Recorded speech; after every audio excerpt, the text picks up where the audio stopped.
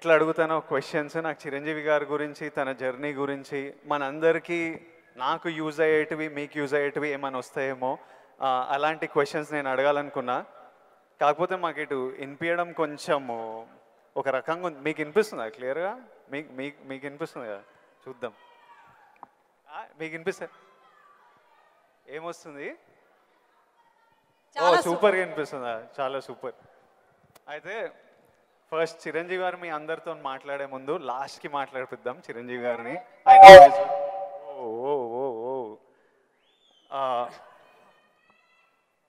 First of all Chiranjeevi గారు, we all love you. And అరే చిరంజీవి గారికి పద్మవిభూషణ్ వచ్చింది, అందరూ వేసుకోండి. ఫస్ట్ ఆఫ్ ఆల్ మీకు తెలుసా అసలు ఇండిపెండెన్స్ వచ్చినప్పటి నుంచి ఇండియాలో ఒక 300 మందికి వచ్చింది పద్మవిభూషణ్. అంత రేర్ అవార్డ్ అది చిరంజీవి గారికి మన తెలుగు స్టేట్స్ నుంచి వచ్చింది. మనం అందరం చాలా గర్వంగా ఫీల్ అవుతున్నాము. సో చిరంజీవి గారికి చప్పట్లు అందరికి. First of all let's celebrate. Thank you Vijay. ఇప్పుడు చిరంజీవి గారు నేను క్వశ్చన్లకు వచ్చేస్తా. నాకు చాలా డౌట్లు ఉన్నాయి. ఫస్ట్ ఆఫ్ ఆల్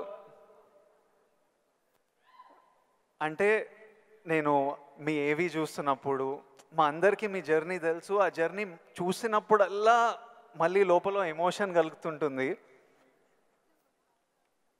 ఇప్పుడు నేను ఈరోజు ఇక్కడ ఉంటానని నేను ఎప్పుడు అనుకోలేదు. ఫర్ ఎగ్జాంపుల్ మా నాన్న మిమ్మల్ని ఫస్ట్ టైం షేర్ చేసినప్పుడు మా నాన్న కన్నీళ్ళు వచ్చేసినాయి. ఎందుకంటే మిమ్మల్ని స్క్రీన్ మీద చూసి ప్రేమించి అదొక ఎమోషన్.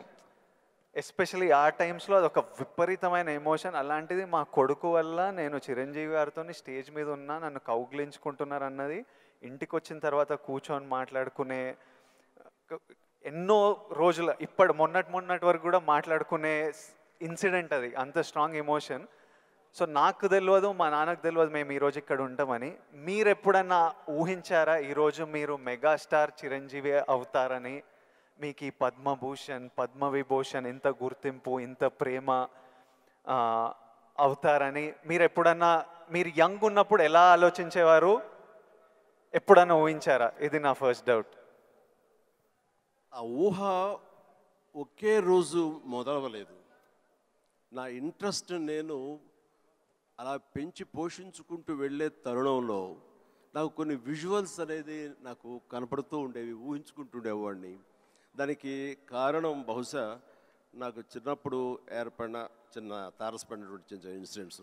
నేను 10th క్లాస్లోను డిగ్రీల్లోనూ డ్రామాలు వేసినప్పుడు, కాలేజీ బెస్ట్ యాక్టర్ వచ్చినప్పుడు, స్కూల్ బెస్ట్ యాక్టర్ వచ్చినప్పుడు నేను నడుచుకుంటూ వెళ్తుంటే అందరూ ఇతనే ఆ సినిమాలో ఆ కథలు అవి ఆ నాటికలో చేసింది అది అని అందరూ పొగుడుతుంటే మొత్తం చాలా గర్వంగా ఉండేది. అది రుచి మరిగే నేను ఆ రకంగా నా మైండ్ సెట్ లేదా ఒక బీజం లాంటిది నాకు ఆ క్షణానే పడింది అనుకుంటాను నేను నటుడు అవ్వాలని. ఒక నటుడైతే ఇంతమంది అటెన్షన్ ఉంటుందా?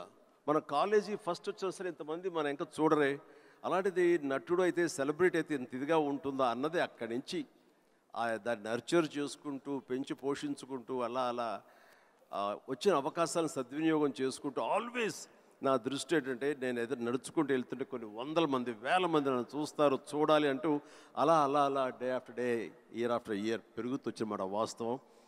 సినిమాల్లోనే రాణించాలి, సినిమాల్లోనే ఉండాలి అంటూ నా ఇష్టదైవమైన ఆ ఆంజనేయ స్వామిని నేను స్మరించుకుంటూ ఆయనతో సంభాషించుకుంటూ ఆయనతో బేరసారాలు ఆడుతూ నువ్వు నన్ను ఆ పొజిషన్ తీసుకెళ్తే నేను నీ కోసం ఈ త్యాగాలు చేస్తాను, నీ కోసం ఇంత క్రమశిక్షణతో ఉంటాను, నన్ను ఆ పొజిషన్ తీసుకువెళ్ళు అంటూ నిరంతరం ఆయనతో ఇంటరాక్ట్ అవుతూనే వచ్చేవాడిని.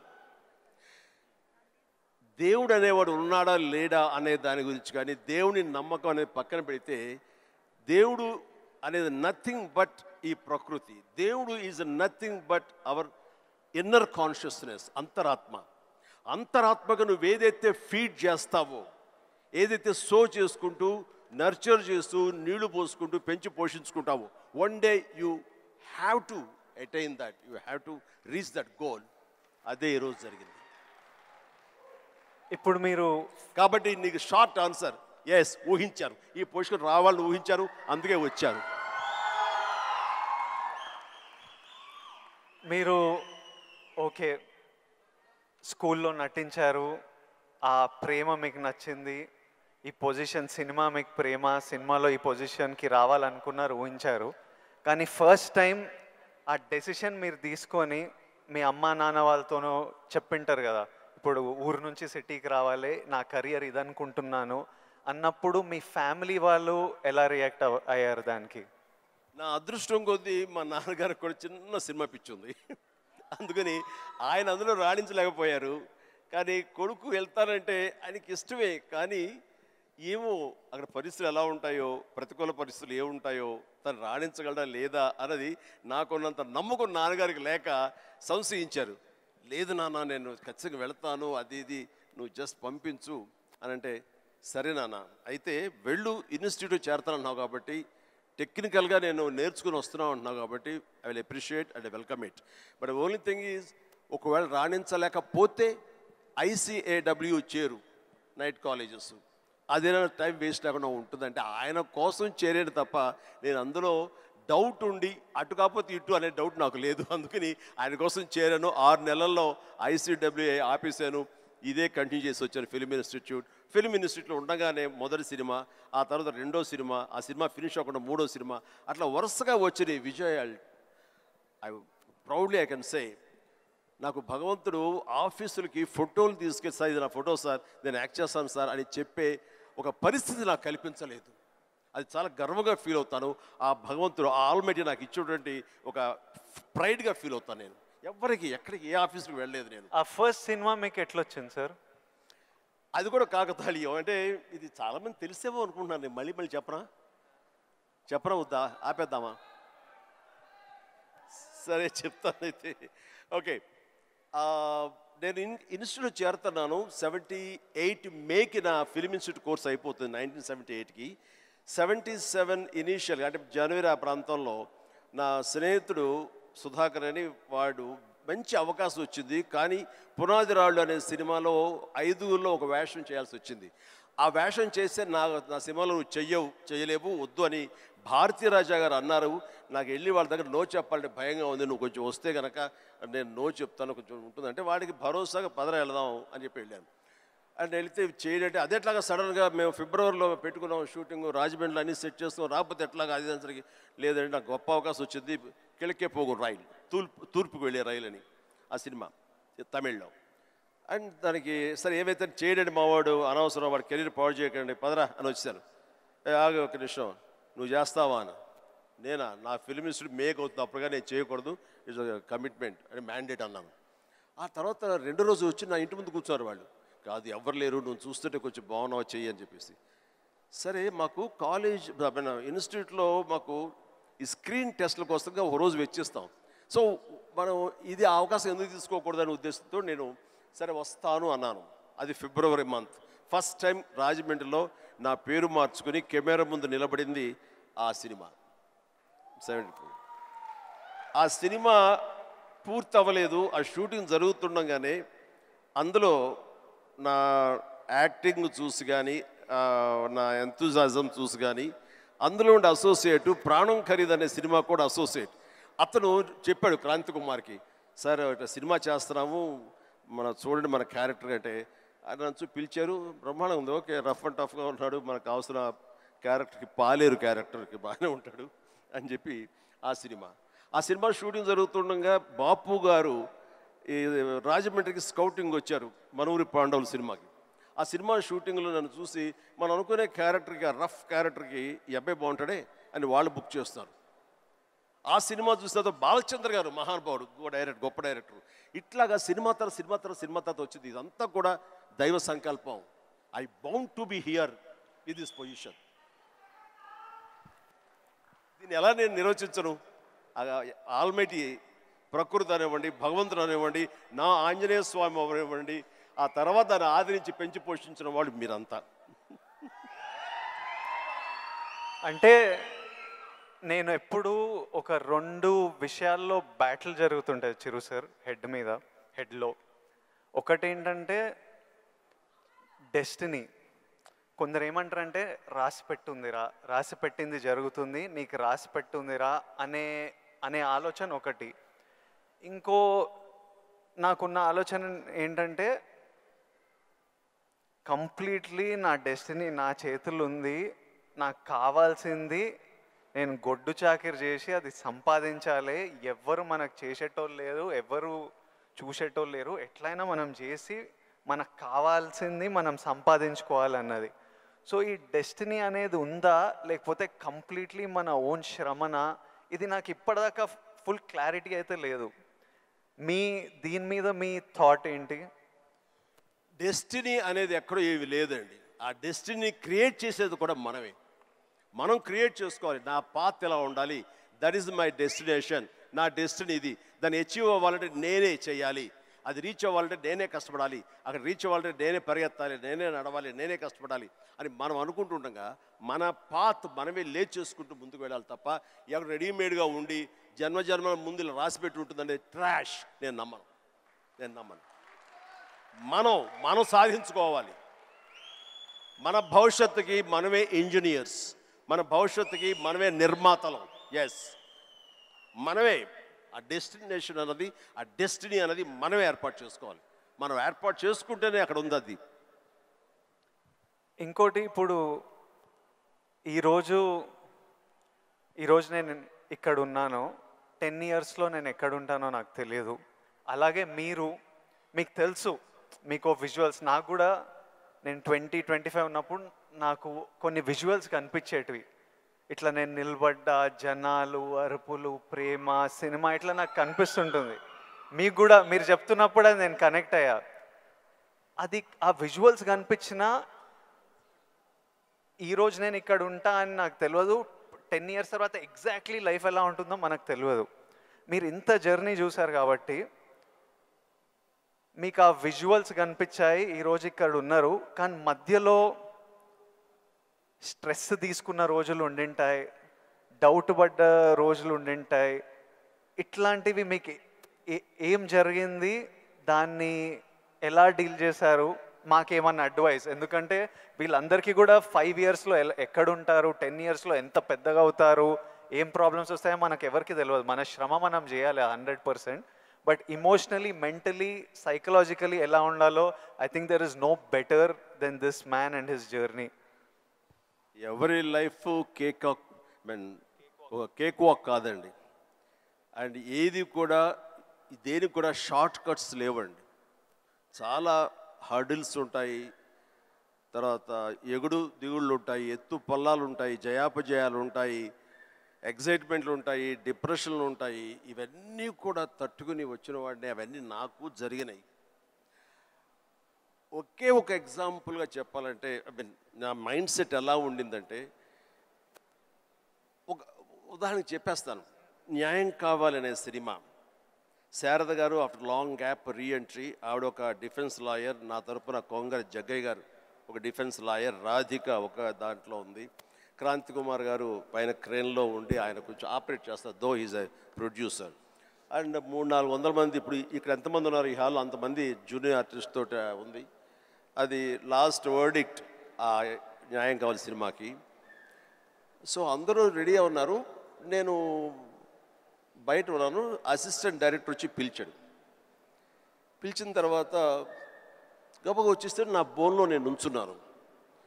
అందరూ ముందు ఆయన, ఏంటంటే మేము కూడా పిలవాలా, వచ్చి ఇక్కడ పడి ఉండారా మీరు, ఏంటంట అప్పుడే సూపర్ స్టార్ అనుకుంటున్నారు మీరు, ఏమన్నా ఉండండి, ఇది పెద్ద పెద్ద యాక్టర్లు లేరా, జగ్గయ్య గారు, శారద గారు అనేసరికి ఒక్కసారి గుండె పిండేసేట అయింది విజయ్. ఇందులో నా తప్పే ఉంది, బయటే ఉన్నాను, ఫ్లోర్ బయట, వాళ్ళు పిలిచారు, వచ్చాను, కూర్చున్నాను, ఇందులో తప్పేంటి, ఎందుకు అలా అరుస్తాడు, పైగా క్రెయిన్ పైన ఉండేసరికి ఆయన అరుపులు అందరికీ వినపడుతున్నాయి. అలాగే కామ్ అయిపోయాను. ఆ రోజు మధ్యాహ్నం భోజనం చేయబుద్ధి కాలేదు. సాయంత్రం ఇంటికి వెళ్ళిపోయిన తర్వాత నా ల్యాండ్ ఫోన్ వచ్చింది. నేనే క్రాంతి కుమార్ని మాట్లాడుతున్నాను. చెప్పండి సార్. ఏం లేదు, శారద జ్ఞాపక శక్తి లేకో ఏవో తెలియదు, ఫిల్మ్ తినేస్తుంది. అప్పట్లో కోట 400 లేదా 500 అడుగులు మాత్రమే ఇచ్చేవాళ్ళు రోజుకి. ఆయన స్ట్రెస్లో ఆయన ఉన్నాడు. ఆయన కోపాన్ని దాన్ని నా మీద చూపించుకున్నాడు. బట్ అది కాదు నన్ను ఎంత నిర్వీర్యం చేస్తుంది, ఎంత డిప్రెస్ చేస్తుంది, ఇంతమంది ముందు నేను ఎంత అవమానానికి గురవుతాను అనుకున్నాను. కానీ ఆయన అన్న మాటలు, అవమానం అన్నీ పక్కన పెట్టి ఒక్క మాట మాత్రం నా మైండ్లో ఉండిపోయింది. అప్పుడు మీరు సూపర్ స్టార్ అనుకుంటున్నారా అని. ఎస్, అయి చూపిస్తా. ఆ ఒక్క ముక్క మాత్రం నా మైండ్లో, నా మదిలో ఉండిపోయింది. కసి పెరిగింది. ఈ అవమానాన్ని, దాన్ని ఆయన మీద రెవెంజ్ తీర్చుకునే కంటే కూడాను దాన్ని నేను ఎదుగుదలకు నా స్టెప్స్గా నేను వాడుకున్నాను. ఇది వాస్తవం విజయ్. ఇలాంటివి చాలా జరిగినాయి. నా అవమానాలను కూడా నాకు అనుకూలంగా మార్చుకున్నాను. అందుకని నా ఎవరి మీద ద్వేషం లేదు. ఎవరు ఏమన్నా సరే, ఏ అవాకులు చవాకులు పేలినా సరే ఇలా కూర్చొని నవ్వుకుంటూ ఉంటాను. ఏ సార్, ఎందుకంటే ఎంత హార్డ్వేర్ వచ్చాడు నాకు మాత్రమే తెలుసు. అంత హార్డ్వేర్ వచ్చాడు నాకు ఇవన్నీ తట్టుకోవు, నా దాకా రాదు. That's it. ఇప్పుడు మీరు కూర్చొని మీ రీల్ పడుతుంటే ఇంద్రాలో మీరు చూసింటారు, చూడాలనిలో మిమ్మల్ని మీరు చూసినప్పుడు మీకు ఏమనిపిస్తుంటుంది సార్? ఇప్పుడు ఇంద్రాలో షోరీల్లో మీరు చేసిన, ఇప్పుడు 25 years నుంచి లాస్ట్ 25-30 yearsలో మీ సినిమాలన్నీ డిఫరెంట్ ఏజ్ గ్రూప్లో మీ మెంటాలిటీ డిఫరెంట్గా ఉండింటుంది. అప్పుడు మీ ఇమోషన్స్, మీ స్ట్రగుల్స్ డిఫరెంట్గా ఉండింటాయి. మీ టెన్షన్లు ఏదో సినిమాకి, ఇప్పుడు నాకు ఈరోజు ఫ్యామిలీ స్టార్ రిలీజ్ అవుతుంది. నా షోరీలు ఎప్పుడైనా వేసినప్పుడు నాకు ఎవడే సుబ్రహ్మణ్యంది పడుతుంటే ఆర్ పెళ్లి చూపులది పడుతుంటే నాకు సడన్గా ఆ రోజు నేను ఎంత భయపడుతున్నా నాకు గుర్తొస్తుంటుంది. అంత భయపడాల్సిన అవసరం లేకుండానే అని ఇప్పుడు అనిపిస్తుంది. కానీ ఆ రోజు ఎవరైనా వచ్చి చూస్తారా సినిమా, మన ఫ్యూచర్ ఏంటి, ఆ ఫస్ట్ సినిమాలు ఉంటాయి కదా. కొన్ని సినిమాలు చూసినప్పుడు అర్జున్ రెడ్డి అప్పుడు చూసినప్పుడు అప్పుడు ఎంత ర్యాష్గా ఉండేవాడిని, యంగ్ ఉండేవాడిని, మన జుట్టు వేరేలా ఉంటుంది, మన బాడీ వేరేలా ఉంటుంది, మన ఫీచర్స్ వేరేలా ఉంటాయి. మమ్మల్ని మనం చూసుకున్నప్పుడే ఒకలాగా విచిత్రంగా అనిపిస్తుంటుంది, ఇమోషన్స్ వస్తుంటాయి. అలాంటిది మీరు ఇవన్నీ iconic films, for example Indra అయితే మేమంతా అసలు mad about Indra. Most of your films మీకేమనిపిస్తుంటుంది మీరు చూసినప్పుడు? నాకు పెద్ద తేడా ఏం లేదు. ఇప్పుడు మ్యూజిక్ వేసి వేడబిట్ ఏమంటే వేస్తాను. ఇప్పుడు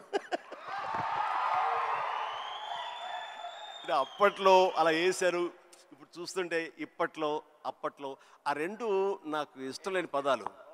ఎందుకంటే అప్పట్లో అన్నావంటే ఇప్పట్లో నువ్వేమి లేనట్టే అని నాకు అసలు అట్లా అస్సలు కాదు. ఇప్పుడు ఇంకెక్కడో ఉన్నారు. అప్పట్లో కదా అని అనుకోను నేను ఇప్పుడేంటి, ఇప్పుడేం డెలివరీ చేయగలను, ఇప్పుడేం ఇవ్వగలను అనేది నా ఆలోచన. అలాగే ఉంటుంది. ఇప్పుడు మీరు అన్నట్లుగా ఇందాక షోరీలు చూస్తుంటే వైనా వేస్తాను ఇప్పుడు కావాలంటే ఎస్ అనిపిస్తుంటుంది. దానికి కావాల్సిన అంటే ఫిజికల్గా అప్పుడంత యాక్టివ్గా ఉంటామా లేదా అనే దాని మీద ఎస్ మనది మభ్య పెట్టుకోకూడదు. కానీ బట్ మిగతా ఎనర్జీ కానీ జోష్ కానీ అదే హుషారు, అదే రక్తం, అదే తీరు అంటే మాత్రం ఏం తేడా లేదు. అదే ఇప్పుడు కానీ ఒకటి మీరు అన్నట్లుగా నేను అర్జున్ రెడ్డిలో చూస్తుంటే ఆ రోజు నా కాన్ఫిడెన్స్, నేను నా హెయిర్ స్టైల్, నా పొగరు ఇవన్నీ చూస్తుంటే అవన్నీ మీ పెట్టుబడులు. ఎస్, అది మీ క్యారెక్టరైజేషన్. నా ఉద్దేశం, నా సలహా ఏంటంటే ఎప్పుడు వాటిని వదులుకోకండి. అవన్నీ కూడా మీకు మీ క్యారెక్టర్ నిలబెట్టేటటువంటి మీ చుట్టూ ఉండే కంచు కోటలు అవి. దాని నుంచి ఎప్పుడు షార్ట్ అవడం కానీ దాన్ని అలా ఉండదు. ఎప్పుడు అదే పొగరుతో ఉండండి, అదే యాటిట్యూడ్తో ఉండండి. You will be loved by many millions of the people. అది మీ ఎస్సెట్. అది ప్రతి వాళ్ళకి ఒక ఎస్సెట్ ఉంటుంది. నేను తల్లగా అరే ఏమో దొబ్బుతున్నారు ఏంట్రా బాబు అన్నానుకో, ఆ డైలాగ్ నాకు అతకదు, నీకు అతుకుతుంది, నేను లైక్ చేస్తాను అట్లా. అందుకని మన దగ్గర ఏవే ప్లస్ పాయింట్స్ ఉంటాయో వాటిల్లోనే మనం ఓన్ చేసుకోవాలి, వాటితోనే మనం ఇంటరాక్ట్ అవ్వాలి, వాటితోనే మనం అట్రాక్ట్ చేసుకోగలగాలి. అందుకనే అవి మీ అసెట్స్ ఏమున్నాయో అది ముందు గుర్తించాలి. ఏ క్వాలిటీస్ అయితే ప్రజలు, ప్రేక్షకులు, ముఖ్యంగా మీ అమ్మాయిలు లైక్ చేస్తున్నారో దాన్ని మాత్రం వదులుకోవద్దు. Yeah, please do it. Thank you sir. ఇంకొకటి మన ఇన్ఫ్లుయెన్సర్స్ తరఫున ఇప్పుడు మనం రిలీజ్కి ఎట్లా స్ట్రెస్, మొన్న చాలామందితో మాట్లాడుతుండే, మనం రిలీజ్కి ఎట్లా ఫీల్ అవుతామో, సినిమా మంచిగా ఆడాలి, మంచిగా ఆడకపోతే మనకు ఎనర్జీ పోతుంది కొన్ని రోజులు. వాళ్ళకు మనకి ఇయర్లీ 1-2 ఉంటే వాళ్ళు రోజు ఒక రీల్ పెడుతుంటారు, రోజు ఒక వీడియో పెడుతుంటారు, ఆర్ వీక్లీ పెడుతుంటారు. పెట్టిన ప్రతిసారి వాళ్ళకి ఆ రీల్ ఎంత రీచ్ అయింది, ఎంతమంది చూశారు, ఎన్ని లైక్లు వచ్చాయి, వీటి మీద చాలా స్ట్రెస్ పడుతుంటారు. మళ్ళీ మనకు హా? మళ్ళీ మనకు క్రిటిసిజం వచ్చినట్టు వాళ్ళకి క్రిటిసిజం వస్తుంటుంది. సో నన్ను అడుగుతున్నారు, మీరు ఎలా డీల్ చేస్తారు ఈ క్రిటిసిజంతో? మనకు సినిమా నడవనప్పుడు ఇష్టం వచ్చినట్టు అందరు మాట్లాడుతుంటారు, అది పార్ట్ ఆఫ్ లైఫ్. వాళ్ళకి ఇంకా మీరు వచ్చినప్పుడు ఇది ఇంకోటి, మీరు వచ్చినప్పుడు ఇట్లా సోషల్ మీడియా ఇలాంటివి లేవు. అప్పుడు ఈరోజు క్రిటిసిజం, ట్రోలింగ్ ఇవన్నీ ఇట్లా అంటుంటాం. ఆ రోజు మీకేముండేవి ఆ టైంలో, అండ్ దాన్ని మీరు ఎలా డీల్ చేసేవారు? విజయ్, దీనికి కూడా నాకు జరిగిన ఒక సంఘటన చెప్తాను. గ్రోయింగ్ స్టేజ్లో, సరిగ్గా మీరు అందరూ వినాలి, గ్రోయింగ్ స్టేజ్లో మనం చాలా వల్నరబుల్గా ఉంటాం, బిక్కుమంటూ ఉంటాం, రాణిస్తామా రాణించమా అనే సమయంలో. ఇలాంటి సమయంలో మనం ఎప్పుడు కూడాను పాజిటివ్ అట్మాస్ఫియర్ ఉన్న చోట మాత్రమే ఉండాలి. అది ఏర్పరచుకోవటం మన చేతుల్లో ఉంది. నేను ఇంకా సినిమాలు స్టార్ట్ అవ్వలేదు. పాండీ బజార్, టీ నగర్, మెడ్రాస్, అక్కడ ఒక ఏరియా ఉంటుంది. అక్కడ చాలామంది సరదాగా ఈవినింగ్ కబుర్లు చెప్పుకోవడానికి వస్తారు. వచ్చినప్పుడు వాళ్ళ దగ్గర నేను సరదాగా వెళ్తే ఒక ఫ్రెండ్ తీసుకెళ్ళాడు, రా సరదా కూర్చొని ఒక టీ తాగి వచ్చేద్దామని. ఏంట్రా మీ ఫ్రెండా? ఎవరు? ఏం పేరు? శివశంకర్ వరప్రసాద్ అండి. ఆహా, ఓకే. ఏంటి సినిమాలో వేషాలు వేద్దామనా? అవునండి. అబ్బో ఏం వేషాలు అంటే, అవకాశం ఉంటే హీరోగా చేద్దామని. రే ఇట్లారా, వీడు ఎంత అందంగా ఉన్నాడు చూడు, వాడు ఫోక్లోర్ ఫేస్, ఎంత చక్కటి ముక్కు ఎక్కువ, వాడికే దిక్కుద్ది వాడు లేదు, ఈయన హీరో అయిపోతాడట. అరే బాబు, మేమంతా అదే పరిస్థితి రా, చాలే అన్నాడు. ఎందుకో హుషారుగా వెళ్ళిన వాడిని తిరిగి ఎంతో నిస్సారంగా డల్ అయిపోయి రూమ్కి వచ్చాను. వచ్చిన వాడిని ఎందుకు వెళ్ళానా అక్కడికి అని, నేను ఏ వ్యక్తిత్వ వికాస్ పుస్తకాలు చదవలేదు, ఏ గురువులు లేరు, ఏ సద్గురువులు లేరు, నాకు ఎవ్వరూ లేరు. ఆ టైంలో నా ఆంజనేయ స్వామి నేను ఇంటరాక్ట్ అవుతాను, చేసుకుంటాను, నా బాధలు ఆయనతో చెప్తాను, ఆయన నాకు సమాధానం చెప్పినట్లుగా నాకు అనిపిస్తుంది, ఆ సూచనలు తీసుకుంటాను, తద్వారా అలాగే నేను వెళుతూ ఉంటాను. నేను ఎవరు వెళ్ళమన్నారు అక్కడికి? వాళ్ళందరూ దిక్కుమాలి అదోలు కదా, ఫ్రస్ట్రేటెడ్ పీపుల్. అక్కడికి వెళ్తే నీకు ఉత్సాహం వచ్చేస్తా అనుకుంటావా? మన ఇద్దరం కూర్చున్నాం కదా, మన ఇద్దరు సరదాగా మాట్లాడుకుంటాం కదా, నేను ఎంకరేజ్ చేస్తున్నాను కదా, ఎవడెళ్ళమన్నాడు రా అని. అవును స్వామి, తప్పైపోయింది, నేను వెళ్ళకూడదు, చిచ్చి చాలదు. ఆ క్షణం నుంచి, ఇది I'm talking about 1977 somewhere mid, ఆ రోజు నుంచి మళ్ళీ పాండీ బజార్ వైపు నేను వెళ్ళలేదు. మనం నెగిటివిటీ ఉన్న చోటకు వెళితే, మనం కన్సాలిడేట్ అవుతాడు వెళితే కనుక మనం షార్టర్ అయిపోతాం. దీనికి బెస్ట్ ఎగ్జాంపుల్ అందరికీ తెలిసేలాగా చెప్పాలంటే విజయ్, మనం స్లాబ్ వేస్తే ఆ రోజు వర్షం పడకూడదని అందరం కోరుకుంటాం, చాలామంది తెలుసు. వర్షం చుక్క ఒక్కటి పడితే ఆ రోజున మొత్తం స్లాబ్ అంతా మళ్ళీ వేయాల్సి వస్తుంది, మొత్తం నిరుపయోగం అయిపోతుంది. బట్ ఆరిన తర్వాత 2 days అయిన తర్వాత అదే నీరు క్యూరింగ్ కోసంగా మళ్ళీ వాడుకుంటుంటారు.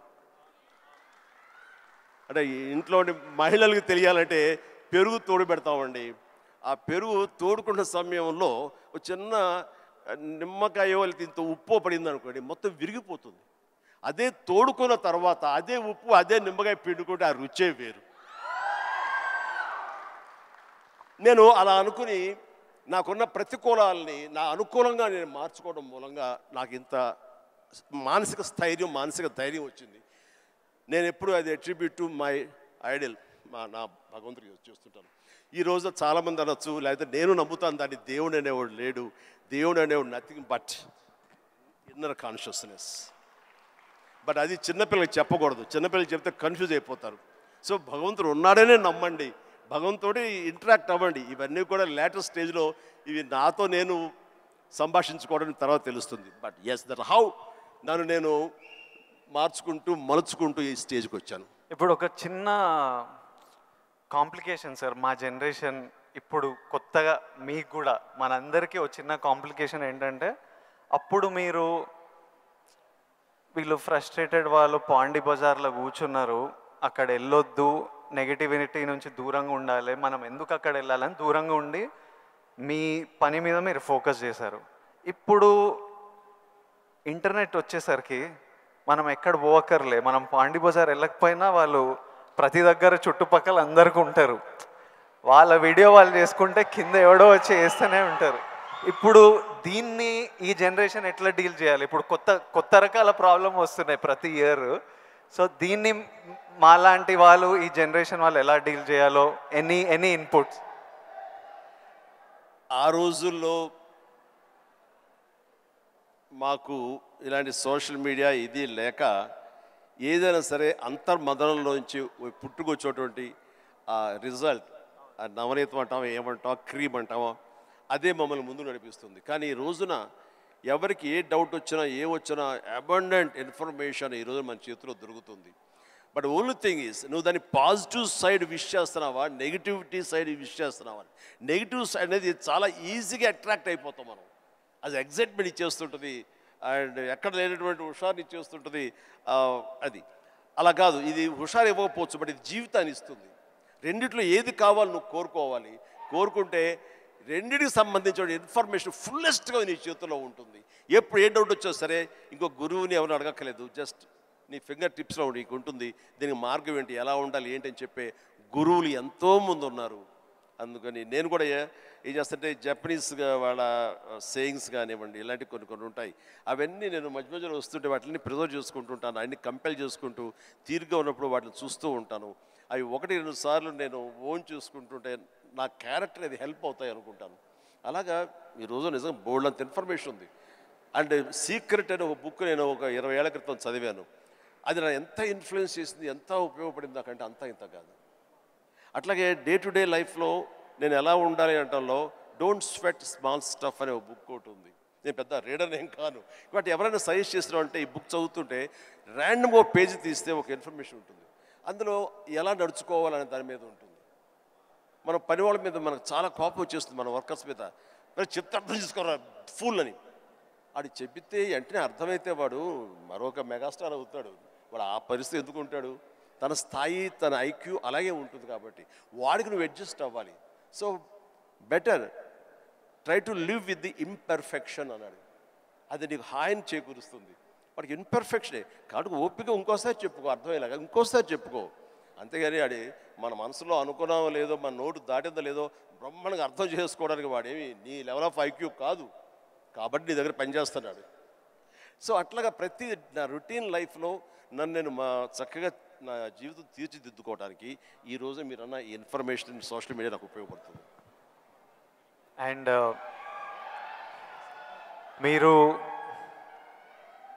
మీరు మెగాస్టార్ అవ్వకముందు మీరు కూడా ఒక మిడిల్ క్లాస్ ఫ్యామిలీ నుంచి వచ్చారు. వీళ్ళంతా మీరు ఈ సక్సెస్ చూసే ముందు all of you have come from struggling families, wanting to change your life, wanting big dreams. We wanted to know, I personally wanted to know, మీకు మీ ఇప్పుడు mega star, mega family, huge family అందరికీ మీరు guiding light, founder, origins. ఇవన్నీ అవ్వకముందు మీకెవరు ఒక family star? మీ family star ఎవరు? Course మా నాన్నగారే నా ఫ్యామిలీ స్టార్. నాన్నగారు ఎవరికైనా సరే ఆయన ఫ్యామిలీని ఎలా చూసుకుంటారు అనేది నేను ఆయన దగ్గర నుంచి నేర్చుకున్నాను. నాకు మా ఫ్యామిలీ హీరో అయినా నా ఫ్యామిలీ స్టార్ అయినా మా నాన్నగారే. మా అమ్మకు 5-6 మంది చెల్లెళ్ళు ఉండేవాళ్ళు. మా తాత చనిపోయారు, వీళ్ళ దిక్కులేని వాళ్ళు అయిపోయేవాళ్ళు. మా నాన్నగారికి అరాకొరా జీతం అయినా సరే ఆ జీతంలో వాళ్ళ మరదలను కూడా చేరదీసి అందరికీ పెళ్ళిళ్ళు చేసి వాళ్ళందరినీ తన బిడ్డలా చూసుకున్నారు. నాకు అనిపించింది ఫ్యామిలీ వాల్యూస్ కాపాడుకోవడానికి ఒక వ్యక్తి అనేవాడు నిర్ణయించుకుంటే వాళ్ళకి ఎలాంటి ఢోకా లేదు. అందుకనే నేను కూడా ఫ్యామిలీస్కి ఎంత విలువిస్తాను అనేది నేను సురేఖ కలిపి ఫ్యామిలీ ఎంత ఎదిగినా ఎవరి ఫీల్డ్లో వాళ్ళ ఎంత హైట్స్కి వెళ్ళినా ఒక్కొక్క అకేషన్లో మనందరం కలిసిగా మనం ఉండాలి. ఆ 3-4 డేస్ మనం కలిసి ఉండటం మూలంగా మళ్ళీ ఉండే ఇన్హిబిషన్స్, భేషజాలు, చిన్న అరాకొరా ఉండేటువంటి మిస్అండర్స్టాండింగ్స్ ఇవన్నీ కూడా సమసిపోయి మనం ఎంతో మళ్ళీ మన బాండింగ్ చాలా స్ట్రాంగ్గా ఉంటుంది. సో ఇదే విధంగా మనం వెళ్ళొచ్చు అంటాం. మొన్న ఈ మధ్య సంక్రాంతికి అలాగే కలిసాము. దానికి ఎన్ని నెలలు ఎఫర్ట్స్ ఉన్నాయో తర్వాత పక్కన పెట్టి ఎందుకు అందరూ సెలబ్రిటీసే కాబట్టి. బట్ దాని రిజల్ట్ ఏంటి, అమెరికా మేము వెళ్ళినప్పుడు ఏమంటే ఆ ఫోటో చూస్తుంటే ఇంత బిజీ పీపుల్ ఇలా కలిసి సంక్రాంతి బాగా స్పెండ్ చేస్తున్నారే, మనం ఇలాగే ఉంటాము మనం కూడా అనుకుని కలవచ్చు కదా, ఎందుకు కలవం అనేది ఆ ఫోటో మాకు ఎంత ఇన్ఫ్లుయెన్స్ చేస్తుంది, ఆ పిక్చరు ఇది మీరు ఎంత గ్రేట్ మెసేజ్ ఇచ్చారు మీరు అనేది అంటుంటే వో థ్యాంక్ యూ అనుకున్నాను. మీరందరు కలిసి సెలబ్రేట్ చేస్తుంటే మేమంతా చాలా ఎంజాయ్ చేస్తాం. మీరు దోశలు చేస్తుంటారు అందరి కోసం. మీరు ఎలాంటి సినిమాలు చూడడానికి ఇష్టపడతారు Chiru sir? What films do you enjoy watching?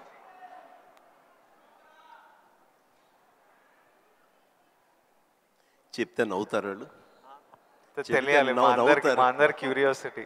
ఎందుకంటే మా ఇంట్లో నవ్వుతారు. అది మిక్కీ మౌస్, లార్ల్ అండ్ హార్డీ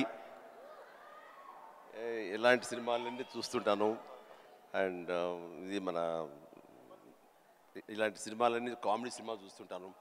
సినిమాలుగా చూస్తే జాకీ చాన్ సినిమాలు చూస్తుంటాను, ఆ యాక్షన్ హై ప్యాక్ట్. ఇంకొంచెం బెటర్ సినిమాలు అంటే ఇప్పుడు టాప్ గన్ అని మొన్న వచ్చింది కదా, టామ్ క్రూజ్, ఇలా చూస్తుంటాను. ఏమంటే ఆ లవ్ స్టోరీ ఉన్న చూసారా మీరు, ఎంత బాగుంది టైటానిక్ షిప్, మీరు చూడాలంటే వావ్ గ్రేట్ మూవీ ఎస్ అన్నాను, కానీ నేను దాన్ని చూడలేకపోయాను. అంటే ఏదో విషాదం బాధ అది అన్ని. అందుకనే నేను సినిమాలకు సంబంధించి మాత్రం లైట్ హార్టెడ్ ఫిలిమ్స్ చూస్తాను. అందుకని నాకు మా గ్రాండ్ డాటర్స్ మాత్రం మంచి మ్యాచ్ అవుతుంటుంది. అందుకని వాళ్ళు ఎంతసేపటికి కోకో మిలన్ ఇలాంటివి కొన్ని చూస్తుంటారు, నేను కూడా వాళ్ళతో కూర్చొని చూస్తూ ఉంటాను. వాళ్ళు వెళ్ళిపోతారు కానీ ఇంకా అలా చూస్తూనే ఉంటాను. ఏమండి ఆపేయండి వెళ్ళిపోయాడు, అవునా కదా బాగానే ఉందని. అంటే ఆ మిక్కీ మౌస్ వాటిలో ఉండే టైమింగ్ అని అది కానీ ఆ క్రియేటివిటీ చాలా ఇంట్రెస్టింగ్ ఉంటుంది, అలా చూస్తూ ఉంటాం. అందుకనే నవ్వుకుంటారు ఎవరైనా సరే. And one last question sir,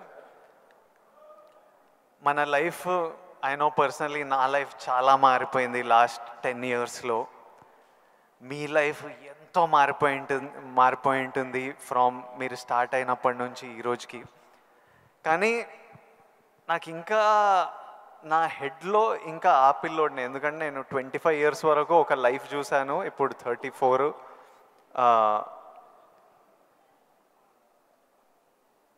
I want to know, ఇంకొన్ని అలవాట్లు అలా ఉండిపోతాయి. ఫర్ ఎగ్జాంపుల్ కొన్ని మిడిల్ క్లాస్ అలవాట్లు, అలానే మీరు ఎంత లగ్జరీ ఎంత డబ్బు చూస్తున్నా కొన్ని హ్యాబిట్స్ అలా ఉండిపోతాయి. ఫర్ ఎగ్జాంపుల్ నేను ఇప్పటిదాకా నా షాంపూ బాటిల్ అయిపోతే ఇంకా దాంట్లో నీళ్లు నింపి ఇట్లా షేక్ చేసి పోసుకొని అప్పుడే బాటిల్ పడేస్తాను, లేకపోతే నా వల్ల కాదు పడేయడం. అట్లాంటిది మీకేం హ్యాబిట్స్ ఉన్నాయి ఈ రోజు వరకు? నా మనసును టచ్ చేసావు. నేను నా గోడు చెప్పుకుంటాను. లైట్లన్నీ ఆన్ చేసి వెళ్ళిపోతానండి, నేను మళ్ళీ వెళ్ళి అన్నీ ఆఫ్ చేసుకుంటూ వెళ్తానండి. టెల్ మీ ఒక 5 చెప్పండి ఇలాంటివి. అలాగా తర్వాత హీటర్ ఆన్ చేస్తారు, గీజరు అంత స్నానం అయిపోతే వెళ్ళిపోతారు, నేను ఎత్తుక్కుని గీజరు ఆన్ చేస్తాను. ఇప్పుడు టెన్షన్ ఎక్కువైపోయి ఏం చేస్తారంటే నా మొబైల్లోనే మా ఇంట్లో ఉండే ఆల్ లైట్స్ ఏసీస్ ఇవన్నీ. మీరు నమ్మరు, ఇవాళ చరణ్ ఏదో బ్యాంకాక్ వెళ్ళిపోయాడు, వెళ్ళిన తర్వాత ఆవిడ ఫ్లోరు క్లోజ్ చేశారు, ఏమైనా లైట్లు ఆన్ చేసి వెళ్ళిపోయారు ఏంటో చెప్పేసి మొబైల్ యాప్ ఓపెన్ చేసి అరే చాలా 5-6 లైట్లు ఆన్ చేస్తున్నాయి, ఎవరి కోసం ఇవి చూసుకోరు వ్యధవాలు అని చెప్పేసి మొత్తం అంతా కలిపి అన్నీ ఆఫ్ చేసుకుని వచ్చాను. దీన్ని మిడిల్ క్లాస్ మెంటాలిటీ అంటారు. ఇది అవసరం ఈ రోజున. వాటర్ కూడా ఎక్కువ ఎస్ థ్యాంక్ యూ. ఈ రోజున నువ్వు అంటున్నావు నువ్వు షాంపూ చెప్పావు కదా, నేనేం చేస్తాను చెప్పనా, అయిపోయిన సోపులన్నీ కలిపి గట్టిగా కంప్రెస్ చేసి ఇది నిజమండి నమ్మరు ఇది చెబితే. సో ఇలా నీళ్లు పోసుకునే కుదించి ఆఖరిగా షాంపూ అది నేను వాడతాను. అందుకనే ఆయన చెప్పగానే ముందు నాకు చాలా రిలేట్ అయ్యాను నేను. సో సోప్ ముక్కలన్నీ కలిపి కంప్రెస్ చేసి అదో సోప్లాగా వాడి అది వాడతాను. అంటే ఇది మన మెంటాలిటీ అలా ఉంది, అలా చేయాలి. ఈ రోజున అలాగే వాటర్ కూడా నేను చెప్తాను, ఈ వాటర్ క్రైసిస్ రాబోతున్నందుకు ఈ మధ్య మేము బెంగళూరులో హౌస్ కట్టామండి. బెంగళూరులోనే ఎంత నీటి ఎద్దడి ఉందని మీకు అందరికీ తెలుసు. అక్కడ ఇంకుడు గుంటల్లాగా పెట్టి వాటర్ని గ్రౌండ్లో ఆ వాటర్ బెడ్స్ మెయింటైన్ చేయడం కోసం ఎవరు ప్రయత్నాలు చేయలేదు.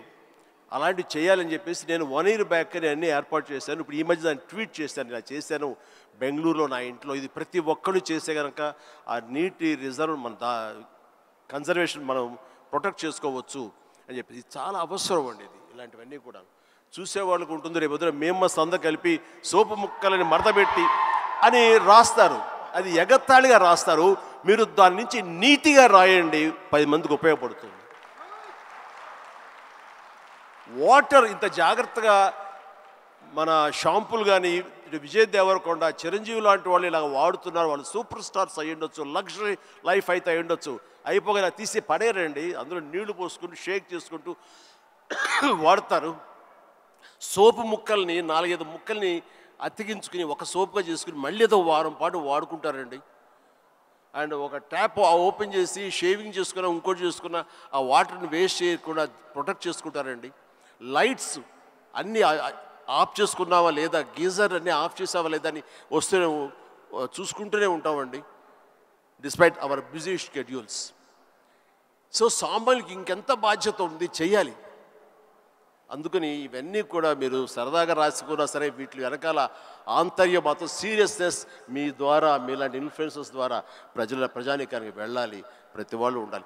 అందరూ తల ఒక చేయిస్తేనే, సో ఒక బిందు కలిస్తేనే సింధు అన్నట్లుగా మీరు అందరూ అనుకుంటేనే నీటి ఎద్దడి లేకుండా జరుగుతుంది, ఈ పవర్ కట్ లేకుండా జరుగుతుంది. అందుకని ఆ రకంగా ఇన్ఫ్లుయెన్సర్స్ వీళ్ళందరూ ఉపయోగపడాలి. చాలా మంచి క్వశ్చన్ వేసి టచ్ చేసాం.